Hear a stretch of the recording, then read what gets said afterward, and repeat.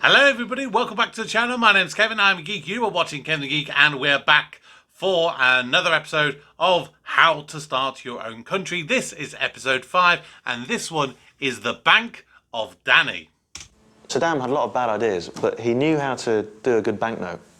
I'll tell you, let's see if you look like him. I think there's a certain likeness. If you grow a moustache, I think there's a certain likeness, actually. Definitely, just a little thing like that. Me looking nobly into the distance, clearly loved. Yes.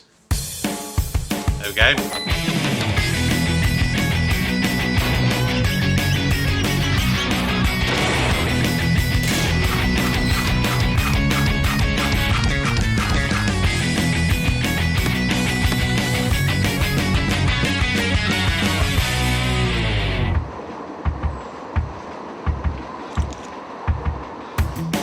Hello, my name's Danny Wallace. I'm 28 years old and I live in Bow, East London.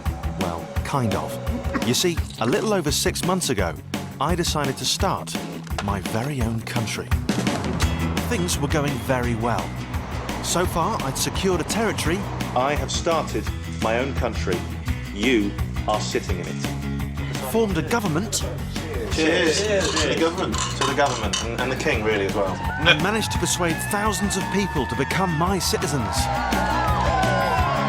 Best of all, I'd written a lovely letter to the Prime Minister, and as yet, the British government hadn't objected to my flat becoming an independent state. In fact, my biggest problem to date was money, or the lack of it. I'd been so busy setting up my country, I'd completely lost track of my finances. £231. And the bills were stacking up. So, my problem is, I'm in debt. Right. As my finance minister was on holiday, my friend Mike offered to step in and lend a hand. Well, what countries tend to do when they get in debt is sell things. So, for instance, like Saudi Arabia has got oil. Have you got any oil? Brazil has got nuts. Have you got any nuts? No, not that I can sell. Well, this is your kingdom. What can you sell?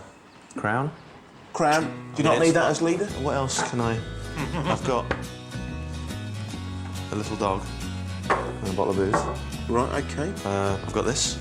It's like a little gun. Does that. Monopoly. I've got like a coaster chariot. Cracking. Right.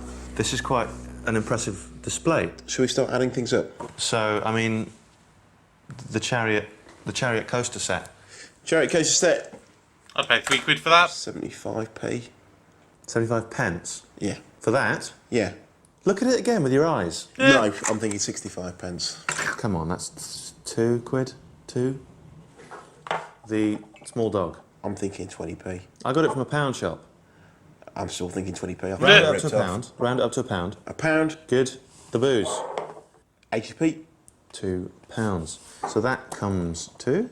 According to our calculations, we could make anything between £4.19 and 28 quid.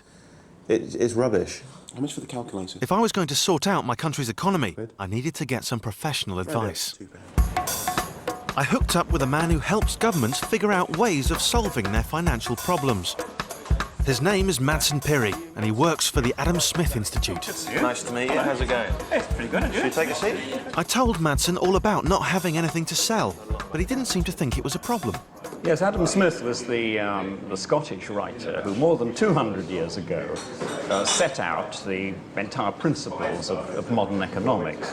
It was a book called The Wealth of Nations, and he basically said that your wealth isn't the number of gold bars you've got hidden under the throne room. It's the productive labour of your people. It's the goods and services they're producing for each other. That's what makes a country rich. Right. Well, I don't really know what my people could be producing. I mean, they're dotted around the place. How big is your country?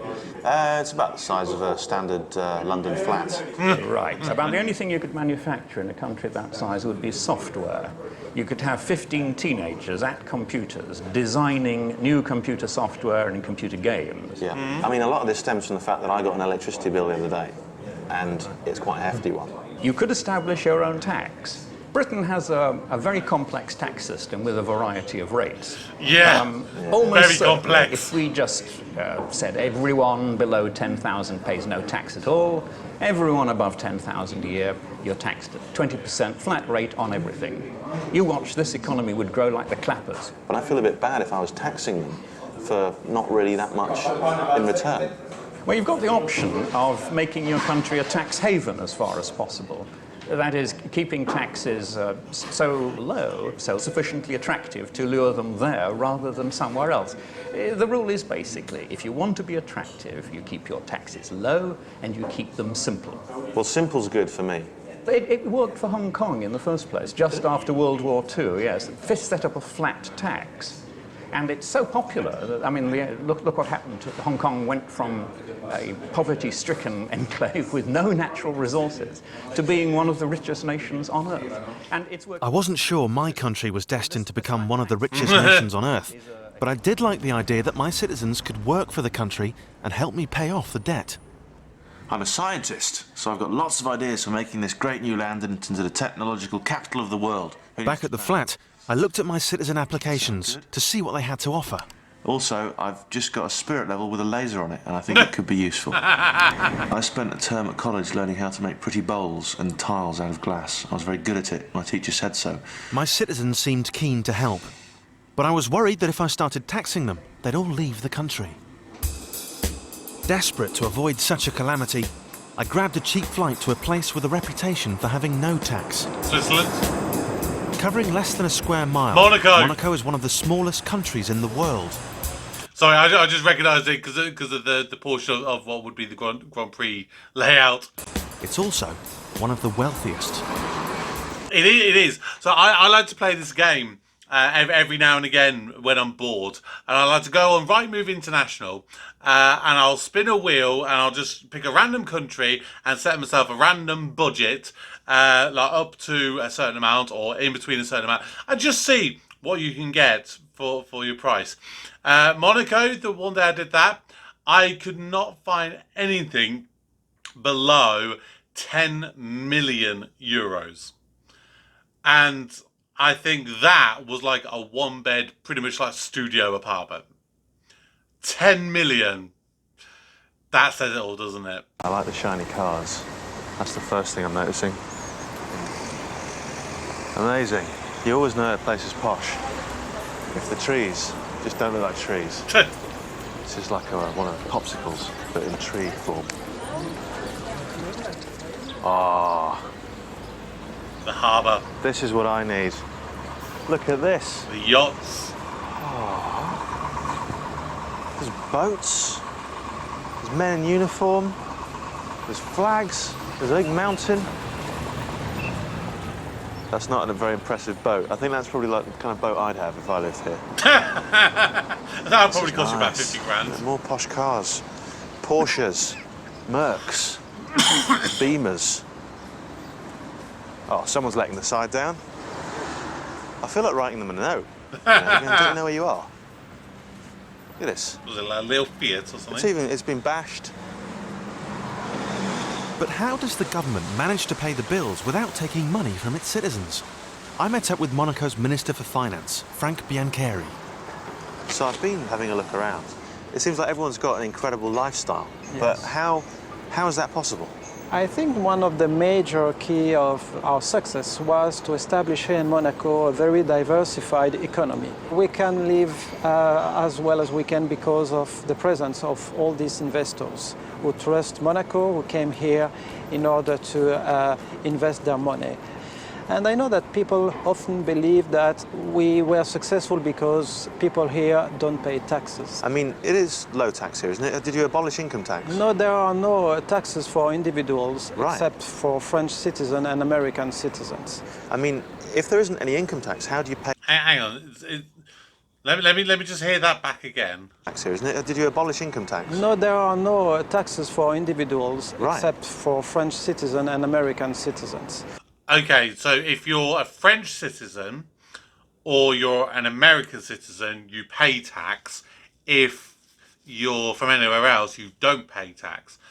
That's interesting. I wonder if he's going to explain why those two countries. I mean, if there isn't any income tax, how do you pay for health, or how do you pay for... Because there are taxes for companies, and you probably not know that the total income of the budget is around 640 million euros, and more than 75% of this total income are paid by taxes, added value taxes and corporate taxes. Part of this income, of course, is dedicated to health, dedicated to police, to public transportations. Gosh. You don't know that. I didn't know I'm sure that, you're no. surprised. But I like the idea about taxing Americans. Why? I just think it's about time. It sounded like the perfect solution. Tax-wise, they know what they're doing in Monaco. They've done very well. They've thought it through. Credit where it's due. And I'd like to emulate. Well, I'd like to copy it. I mean, they tax businesses, they tax Americans, and they tax the French. And they don't tax anyone else. So on paper, perfect. Apart from, I haven't got any businesses. I haven't got any Americans. No French. And I've got no French. It's not really going to help me very much. But I do get to tax the French, so you know, swings and roundabouts really. Clearly, this was a solution for the future. In the meantime, I'd need to come up with a short-term plan to help me get the country on its feet. After a bit of research, I found that wealthy countries like Britain sometimes give out grants to developing countries like mine. In fact, last year alone, the British government gave just under £4,000 million to help other countries out. I managed to get a meeting with the government minister. Why would you say it like that? £4,000 million. Just say 4 billion. Why do you have to complicate it? Responsible, Hilary Benn. It's his job to choose who gets the money, and I'd been granted 10 minutes to put my case forward. Giving out a lot of grants, a lot of aid lately for developing nations. So all the signs are we're onto a winner. Hello, how's it going? I'm Danny. Very nice to meet you. Nice I'm to Hilary. meet you. I mean, I'll cut to the chase. I know you're a busy man. I'm a developing nation. I'm looking to boost my economy, build my infrastructure. How do you know you're a developing nation? Because I haven't finished yet. But how do you know about the economic circumstances of your citizens? Well, I've asked How much about- do they earn? Well, there aren't any really big earners. Are they living in poverty? What's poverty then? Well, poverty is people who haven't got enough money to eat, children who die of diseases that you and I would get treated for because we live in a country where we've got a good functioning health service. 30,000 people who die every week from malaria, for example, around the world. I call that poverty, don't you? Yeah, no, that is worse than... So any of your citizens dying of malaria? I don't suppose so. No, there's no... Well, not that there's no malaria. Right, It's okay. not a problem anyway. Okay, all right. So, I mean, so in terms of developing... You're kind of saying to me that I'm not a developing nation, even though, you know, very little's in place, there's no real infrastructure. I mean, that to me is quite developing. Well, the things that we would take into account in deciding whether to give overseas aid would be, are all the children in your country in primary education? There's 104 million children around the world today who didn't have a classroom, a desk, a teacher, a textbook. Why? Because they don't go to school. So that's the first thing. To what extent do the children in your country die of wholly preventable diseases before they reach their 5th birthday? 1 billion people around the world today didn't have a glass of clean water to drink. 1 billion? 1 billion people don't have access to clean and safe water. I mean, those are the kind of questions that I'd be asking of you. Yeah, I mean, my answers would probably not qualify me for aid. Okay. I'm kind of realising now. It turned out that due to the wealth of my citizens, my country was already considered to be one of the richest nations on earth. But that didn't help me with how much it was costing to get the country on its feet. But inspiration was near. The government has been assured. I found out about a man named Prince Lazarus, a fellow visionary also starting his own country. That is genius. Lazarus had come up with a very simple way of getting his project off the ground.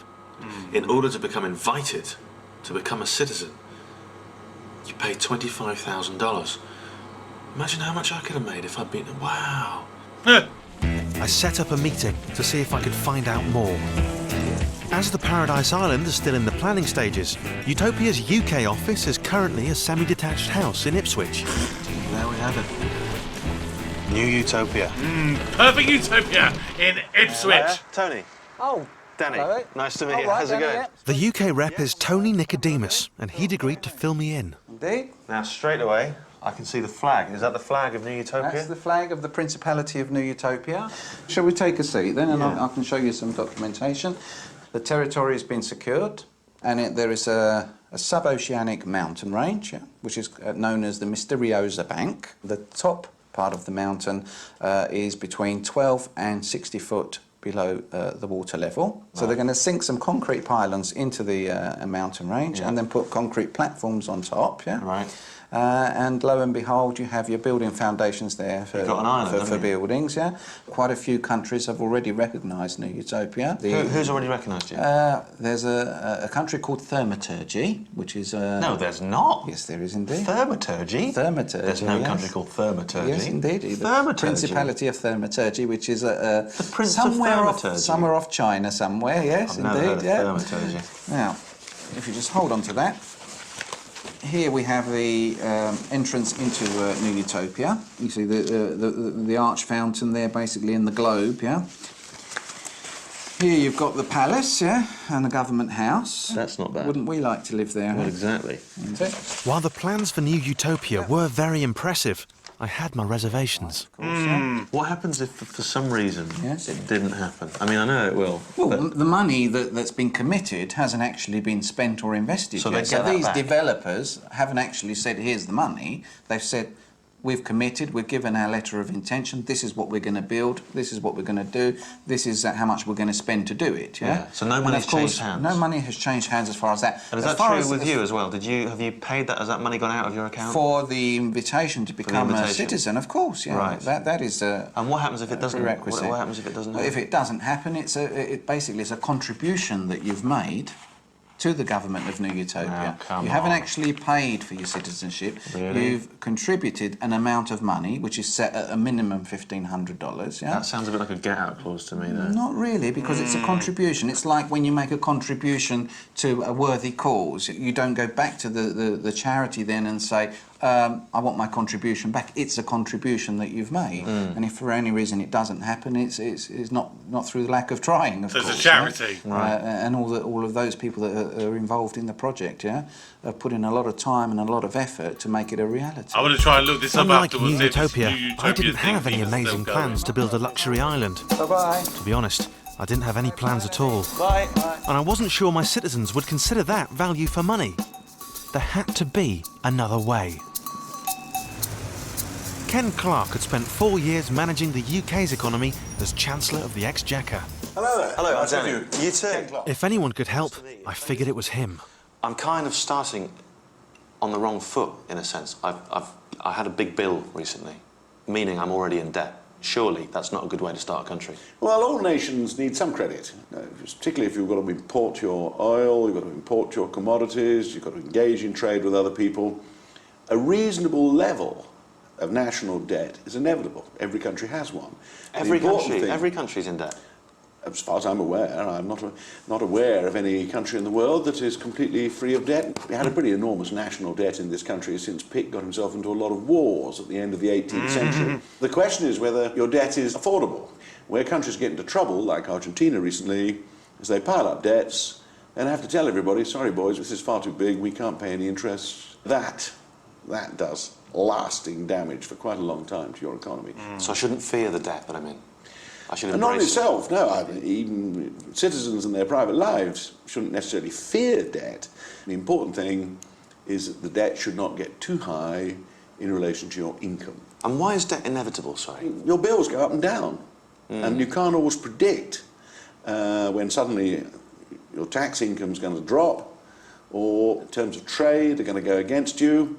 So you need debt to smooth out the ups and downs that otherwise go on.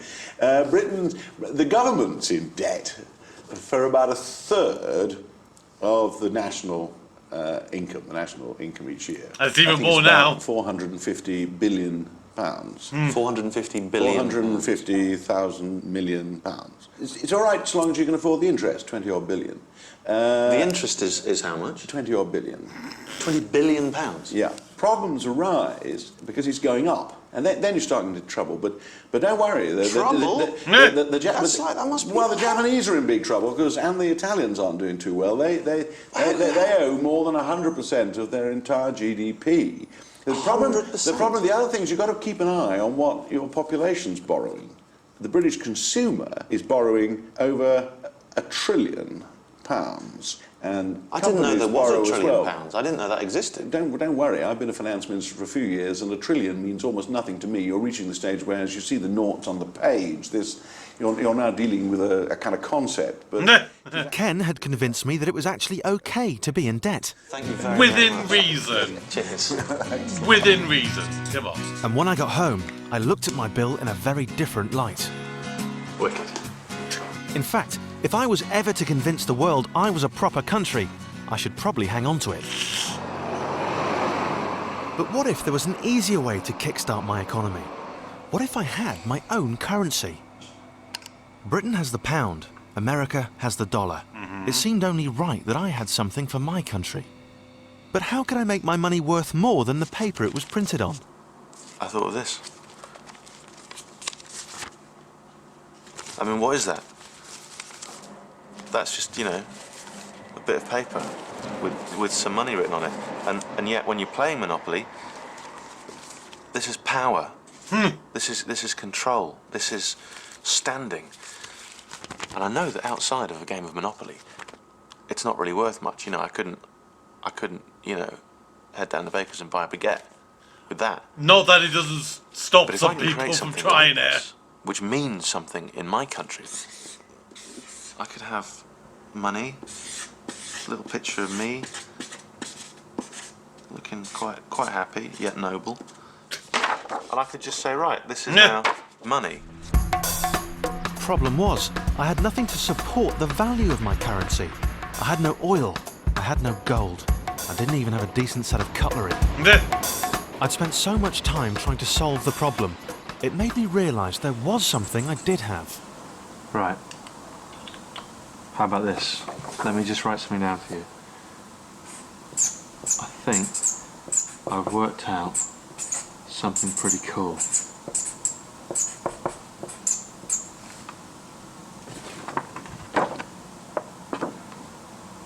Time is money. Okay. Time is money and money is time. They are a collective, they're together.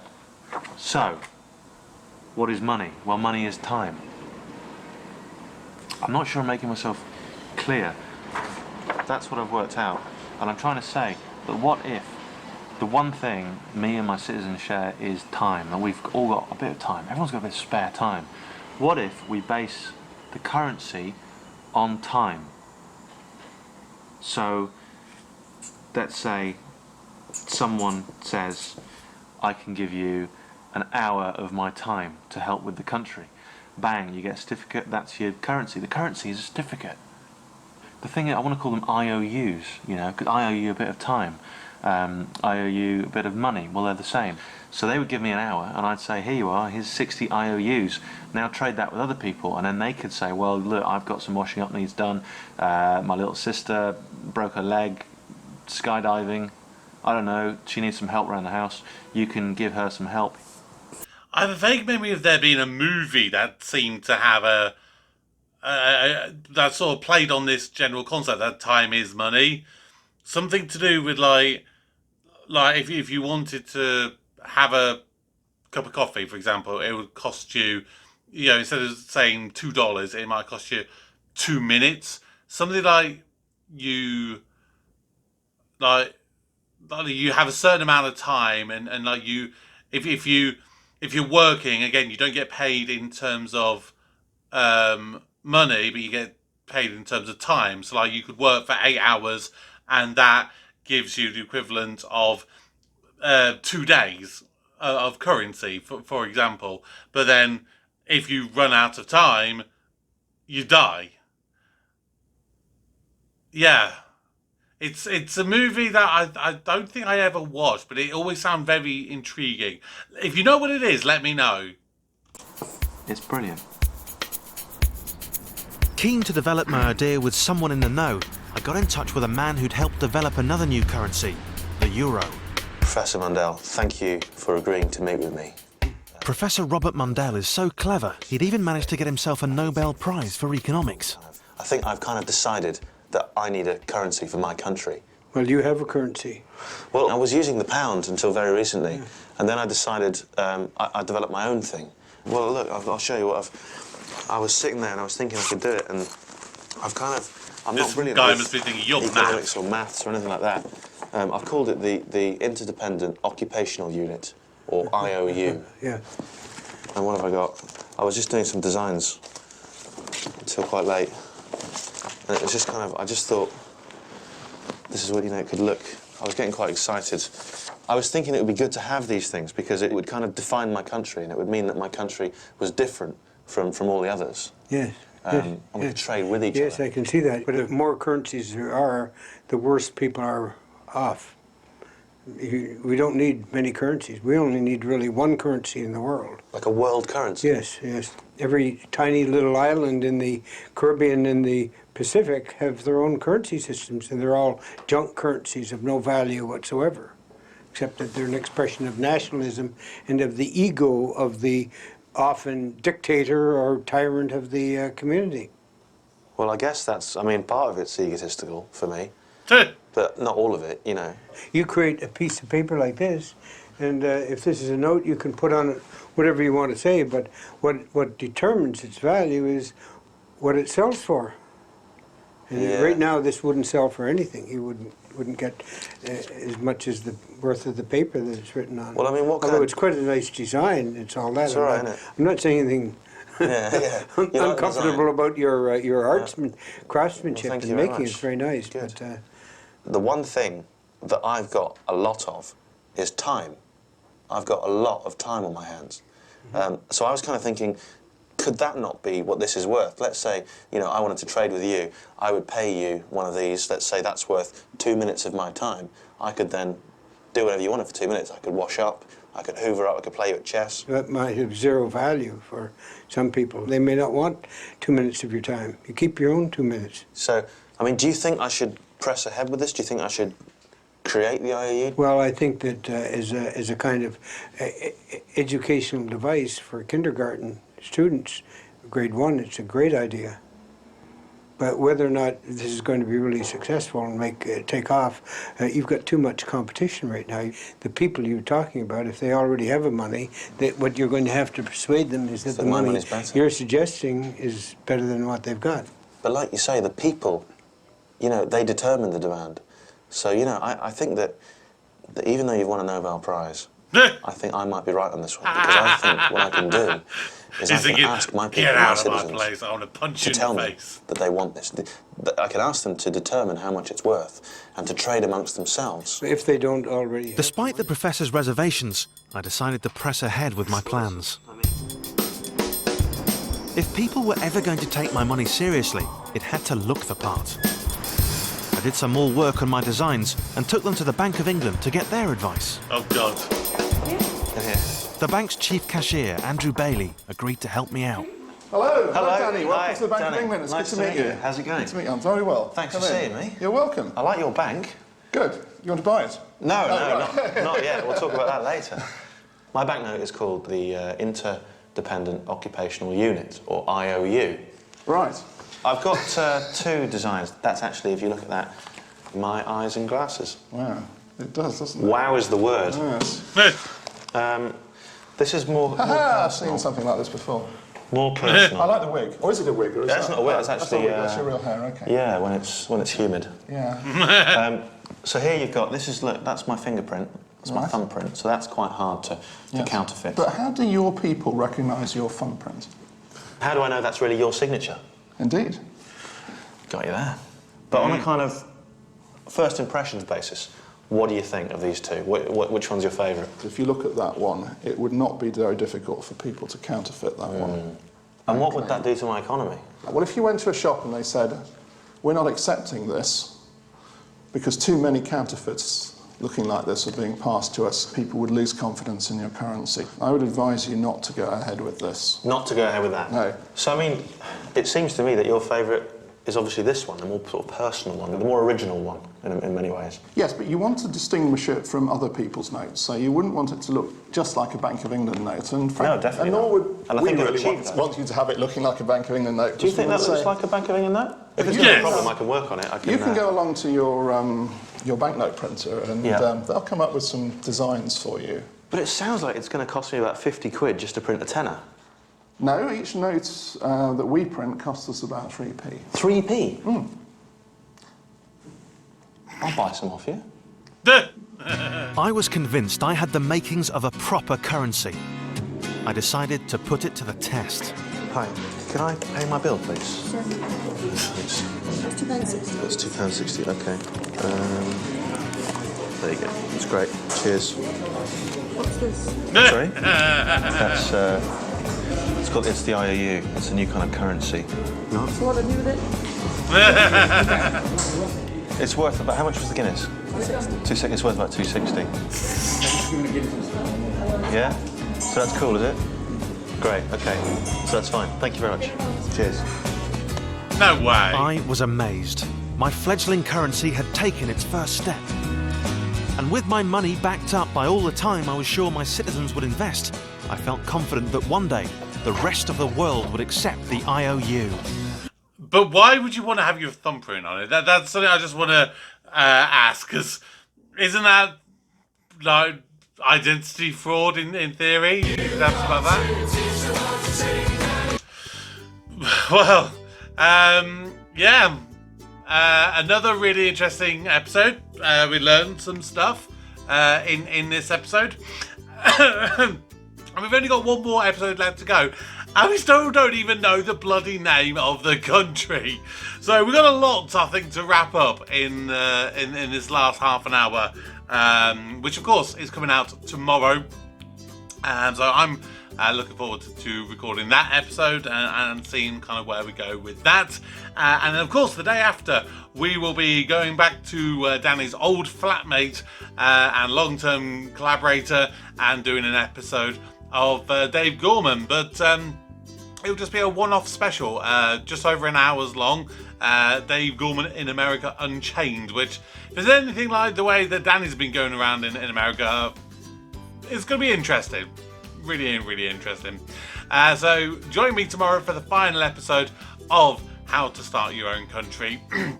Don't forget, subscribe if you're new, drop your comments down below, turn on the notifications so you know when my video goes live, and of course, if you would like to support me financially and get early access to my content amongst other stuff, then you can do so over on Patreon. But that's going to do it for now. So until next time, my name's Kevin, I am a geek, and you've been watching Kevin the Geek.